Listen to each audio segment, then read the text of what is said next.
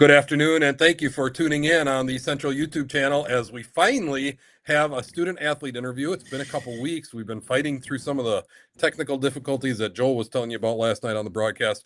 The students got brand new iPads. They don't have their laptops anymore, so they weren't able to get Google Meet or Zoom. So we found a different way to do it. And I'm excited today because we are here with a member of the Central High School football team, Isaiah Walker, an important member of that Central High School football team. Isaiah Walker, defensive lineman. Isaiah, thank you so much for taking some time out of the day to meet with us.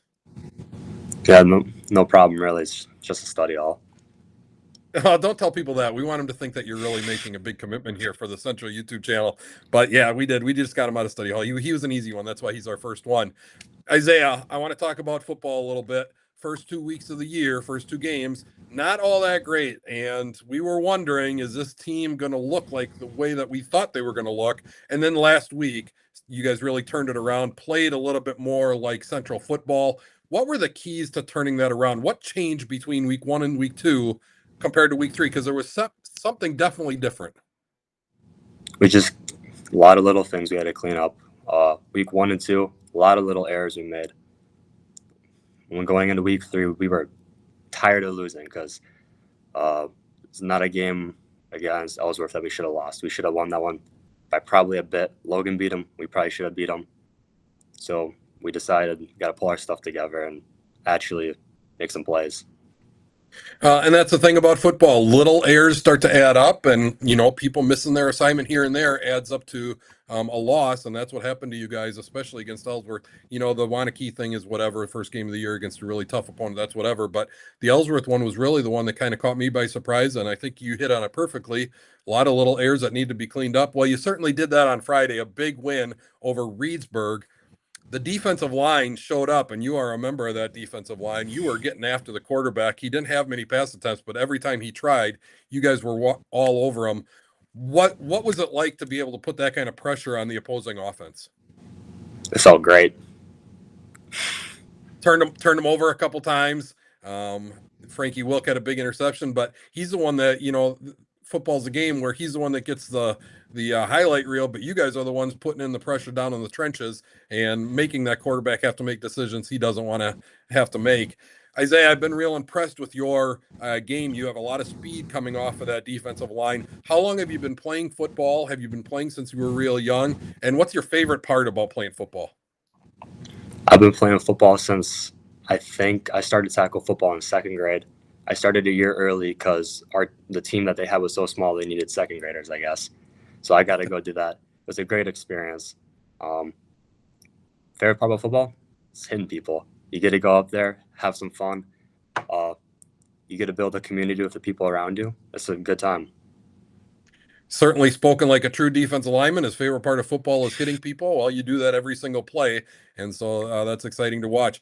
We have Onalaska coming up on Friday. Onalaska, I heard Coach Olson say in his interview, doesn't really want to call it a rivalry game. It's just another game for you guys, and I know that's how he wants you to approach it. But it's still Onalaska. There's still a little bit extra when we play Onalaska and Logan and some of our big rivals. What are going to be the keys, though? Onalaska, obviously, a very good program. We know the success they've had against Central in the past. What are going to be some keys so that the Riverhawks come out on top this week? Got to start strong. So far this year, we have started pretty weak. We had that problem a little bit last year too, but this year has been pretty bad starting week. If we can start strong, we should be able to shut them down pretty quickly. And we have got to get bodies to the ball. Our first two games in particular, we did not really have a great level of commitment to chasing down and getting group tackles. It's interesting that you mentioned that because Joel and I both brought that up on the broadcast. It seemed like a lot of one-on-one tackles, not a lot of pursuit to the ball. That was different on Friday, and you're right. Definitely going to have to do that. Onalaska has a strong running game. It's not going to be one guy bringing those ball carriers down. It's going to take all of you, so hopefully we have a lot of hats flying to the ball. It's going to be their homecoming. It's going to be at their place. It's a hostile environment to play.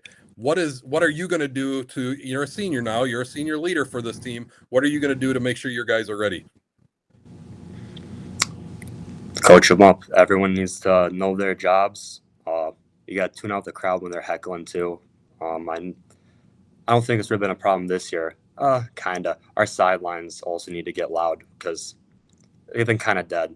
And when they were loud against Reedsburg, we definitely did feel a little bit of an impact. You can feed off the crowd's energy, can't you, and off your teammates' energy, and that's a big thing. So hopefully the Riverhawks have a big contingent of fans up at Onalaska as well, as that is going to be a monumental matchup, a game that both teams are 0-1 in the conference. Both teams really need, excuse me, you're 1-0. So both teams really looking to get a win in the conference here, a chance for you guys to go to 2-0 in the conference, and all of a sudden you win 2 weeks in a row, and those first 2 weeks are out of people's heads, and you guys are rolling like we thought you would. Isaiah, I want to end today by thanking you for joining us and taking time out of study hall. I know it's just study hall, but still, you're taking time away from your studies to be with us, and wish you the best of luck. I want to remind our viewers that we have volleyball for you tomorrow night, as the volleyball team is hosting Holman, coming off a difficult game yesterday at Toma. They'll be looking to bounce back. We've seen that team bounce back before, so we can expect some good volleyball action tomorrow night as Holman, a perennial powerhouse in the NVC and volleyball, comes into town. Joel will be on the call for that. I'll be watching the Dolphins, Isaiah. I can't be doing stuff during the Dolphin game. That is my sacred time. So I'll be at home watching the Dolphins, but I'll also have Joel on my phone, watching that volleyball team. So I hope everybody tunes in for that. And then, of course, Friday night, we'll be out on Alaska covering Isaiah and his teammates as they travel to Onalaska. Onalaska's homecoming, and we are excited to be broadcasting that. We're not going to be in the booth. The booth is full. We will be in the bleachers, kind of like Wanakee. But it is what it is. We'll make the most of it. We will have the broadcast up and running, and hopefully seeing Isaiah Walker getting after the quarterback and getting after the running backs and making some big plays like he usually does for the Riverhawks. Isaiah, thanks for joining us. Viewers, thank you for tuning in. Have a good day.